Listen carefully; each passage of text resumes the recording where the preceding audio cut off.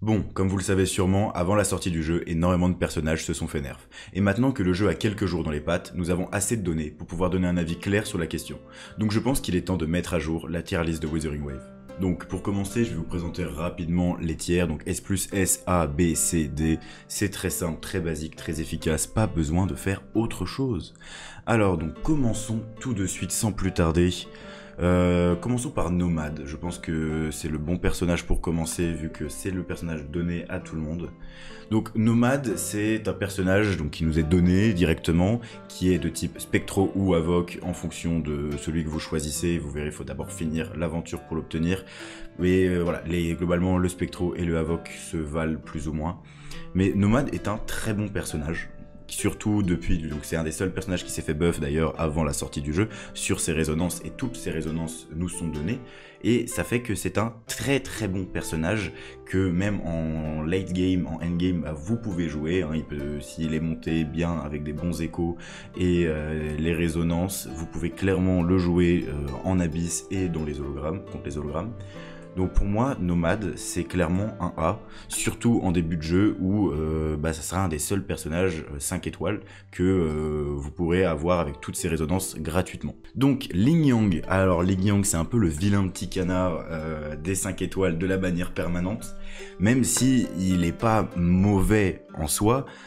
Juste il tape pas assez fort pour un main DPS et vous pouvez l'utiliser si vous appréciez le personnage, mais il y aura mieux. Et déjà rien que Nomade, vous pouvez l'utiliser en main DPS, il fera mieux son travail que Ling Yang. Donc je pense que Ling Yang, on peut très clairement le mettre en C. Alors Sanhua est un personnage de type cryo, donc malheureusement son main DPS cryo qui est Ling Yang est pas très bon, donc là-dessus elle risque d'être un peu handicapé, mais c'est un très bon entre guillemets sub DPS par exemple pour la team de Kalsharo. Vous pouvez l'utiliser au début du jeu avec Kalsharo par exemple et Verina, car elle a un passif qui fait que quand elle va sortir du terrain, elle va accorder un bonus de dégâts sur les attaques de base, et Kalsharo en fait énormément des attaques de base. Du coup c'est plutôt fort avec, vous pouvez faire une team Kalsharo, Sanhua et Verina par exemple, ce qui fait que c'est plutôt bon pour avoir essayé, ça fonctionne plutôt bien, et je pense même qu'elle est meilleure que Mortefai dans la team de Kalsharo. Même si bon, overall reste moins intéressant que Mortefai, mais je pense que c'est un bon B pour Sanhua. Alors bon, Nomade, on a déjà fait. Alors, putain, moi les noms des personnages, j'ai pas tout. Elle c'est Xianxi, je crois, c'est ça. Donc elle est de type aéro. Bon, c'est un plutôt bon personnage, hein, mais c'est pas non plus le 5 étoiles qu'on veut le plus sur la bannière, parce que elle est de type aéro, mais elle rentre pas dans la team de Jian. Elle peut paquer les ennemis, mais par exemple Jian le fait déjà. Elle tank extrêmement bien, vous êtes quasiment intuable avec, mais elle fait pas assez de dégâts pour pouvoir finir les events en moins de 5 minutes. Mais je pense que en main DPS, support, pour pouvoir paquer les ennemis en l'utilisant au bon moment et pour être sûr de pas mourir des fois, ça peut être plutôt bien. Donc je pense que je vais la mettre en B, parce que voilà, bon, ça reste un 5 étoiles, elle a des bonnes stats, elle a des petits dégâts mais qui restent présents, et elle a 2-3 mécaniques sympathiques. Donc ça c'est pareil, c'est Nomade, on la prend pas. Encore main DPS de type feu, que vous pouvez aussi utiliser pourquoi pas dans certaines teams en sub DPS, mais surtout un main DPS de type fusion. Donc encore c'est très très fort. Encore c'est vraiment très fort, il n'y a pas de doute là-dessus. Elle va surtout vous servir dans les abysses, sur les étages où il y a un boost de dégâts fusion. Donc je pense que encore c'est un A. Très clairement, malheureusement je pense que ça manque un petit peu d'alliés.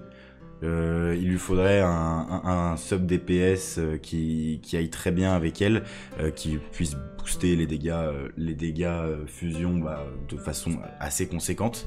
Et les supports, globalement on n'a pas besoin de support dans le jeu parce que Verina existe, on y reviendra tout à l'heure. Alors Jian, c'est clairement un S tier, Jihan, c'est sûrement le meilleur DPS du jeu à l'heure actuelle. Tu peux passer tous les contenus avec sans trop de difficultés. Il tapera peut-être moins fort que certains autres personnages sur le mono-cible, même s'il tape quand même extrêmement fort, et surtout dans les abysses, c'est le meilleur personnage du jeu, car sous ulti, il tape sous une énorme zone, il va taper tous les ennemis, il va les regrouper, les attirer, donc c'est très très très très fort Jihan. Voilà, donc si vous l'avez, vous êtes très bien pour la suite du jeu. Surtout, c'est un des seuls personnages qui s'était pas énormément fait nerf avant la sortie du jeu, parce que fallait le mettre en avant, hein, c'était le personnage de la bannière temporaire.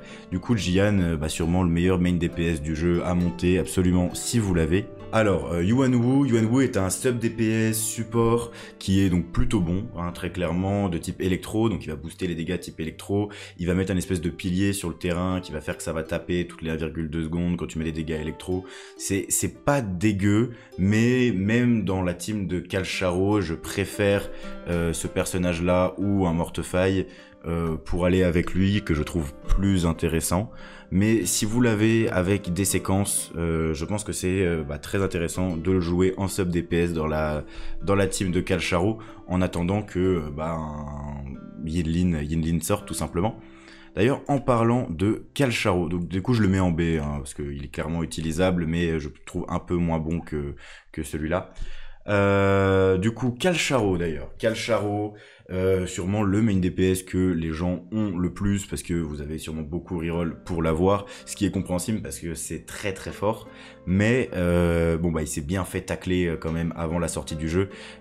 Tous ses dégâts ont été pas divisé par deux, mais pas loin. Mais ça reste un très très bon personnage, bien sûr, sûrement le meilleur main DPS de la bannière permanente. Même si c'est vrai qu'il n'est plus le roi comme il l'était lors des bêtas. Mais je pense que Calcharo est du coup en A, pas S tier.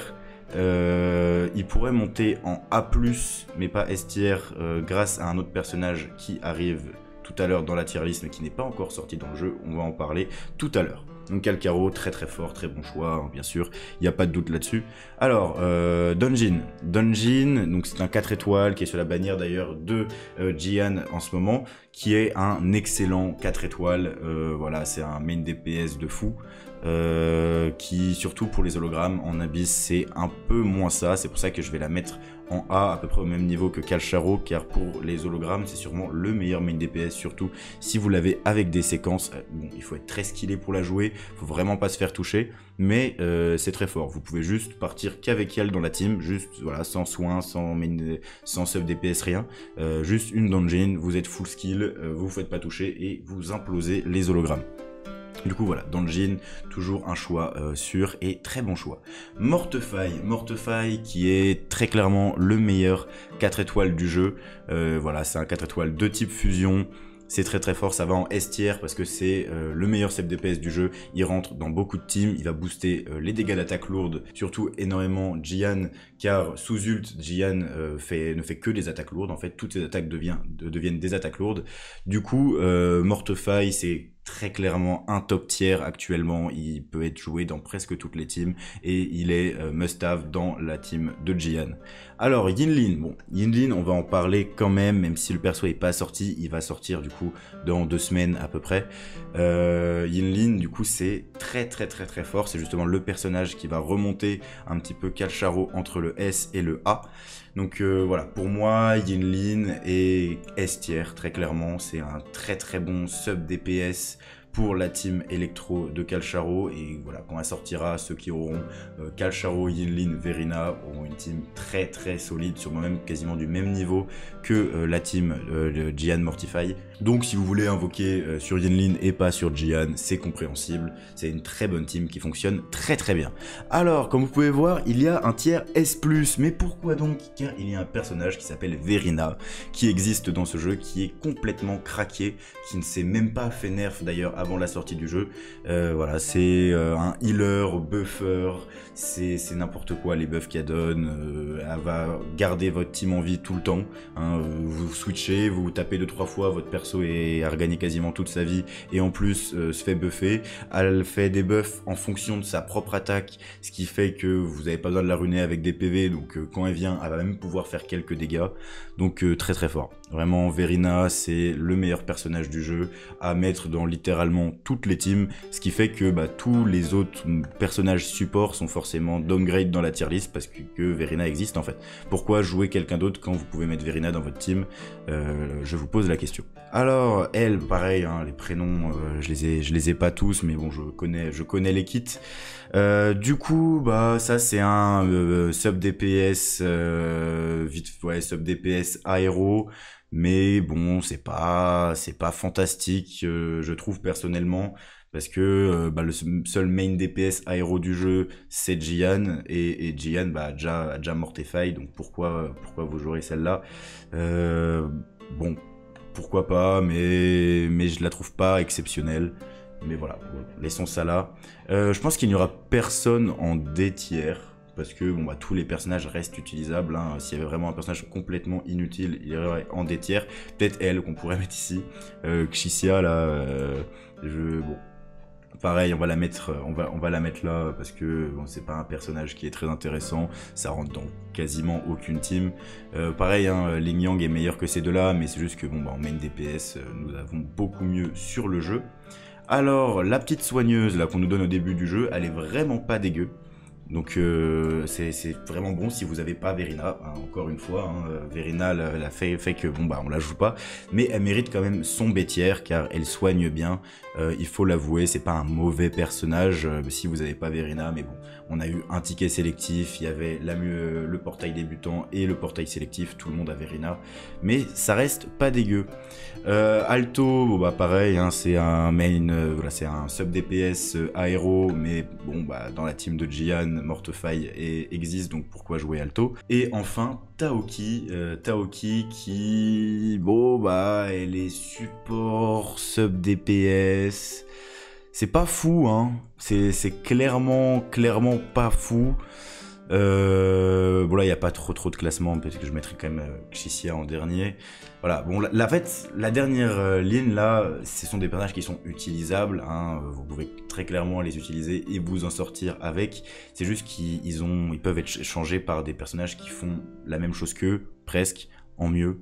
Donc pourquoi vous embêter à monter ces personnages dans un jeu où les ressources sont aussi limitées pour le moment. Donc voilà, pour l'instant si vous droppez ces personnages, vous pouvez les laisser sur le côté, c'est pas très intéressant de les monter. Et à partir du rang B, ce sont vraiment des personnages où si vous voulez vous investir dessus parce que vous aimez les personnages, pourquoi pas, ce sera pas des ressources qui sont gâchées. Et à partir du rang A, c'est vous avez le personnage, vous pouvez le mettre dans une team, mettre vos ressources dessus, peut-être encore que je mettrai donc à la fin du rang A parce que vous n'avez pas besoin tout de suite, on va dire, voilà, vous la montrez plus tard, mais voilà, globalement la tier list actuelle du jeu c'est ça. Kalsharo, malgré ses nerfs, reste un très bon personnage, même si voilà, il est plus en rang S comme il aurait pu l'être au début du coup de la bêta. Mais du coup voilà la tier list finale au bout de quelques jours de jeu avec les données que nous avons. Bon, le seul point où on sait pas vraiment encore si elle va se faire nerf ou pas avant sa sortie, c'est Yinlin, mais pour l'instant avec ce qu'on a, c'est du vestiaire. Mais voilà, vous préoccupez pas d'elle, elle n'est pas encore sortie sur le jeu. Du coup, si vous avez bien compris, invoquez Verina et vous allez gagner. Bon, j'espère que la vidéo vous a plu, que la tier list vous a aidé, surtout c'est l'important. Donc voilà, n'hésitez pas à mettre un commentaire, à liker, à vous abonner, ça fait vraiment plaisir. Allez, je vous fais des bisous, tchuss.